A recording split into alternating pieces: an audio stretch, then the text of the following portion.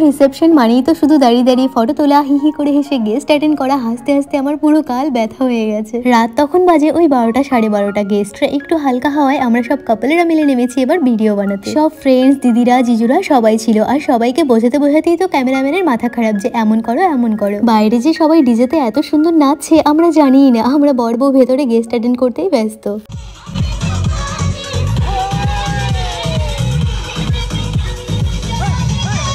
এরপর বিয়ে বাড়ি পুরো ফাঁকা হলে বউ গোল গোল একটু ঘুরপাক খেয়ে নেয়। বুনুকে আজকে আর বাড়ি যেতে দেয়নি, একেবারে সবাই চলে গেলে মনটা ভীষণ খারাপ লাগতো। আর এতক্ষণ নাকি বুনু সুযোগই পাচ্ছিল না আমার সাথে ফটো তোলার, তাই দু বোন একটু ফটোশুট করে নেই। আর এত ভারী লেহেঙ্গা পরে সামলাতেই পারছিলাম না নিজেকে, আর প্রচন্ড টায়ার্ডও ফিল হচ্ছে। তবে আমার থেকে বেশি টায়ার্ড হয়ে গেছে আমার বর। আমি তো টায়ার্ড হলেও ফটো শুট করতে ছাড়ি না। আর একটা দুঃখের বিষয় কি বলতো, আমাদের বিয়ের রিসেপশন কোনো কিছুরই খাবার দাবার আমরা বর বউ খেতেই পারিনি। এরপর ভেন্যু থেকে চললাম বাড়ি, আর কেন জানি না প্রচন্ড মাথা ব্যথা হচ্ছে। আসছি আবার নেক্সট ব্লগে, টাটা।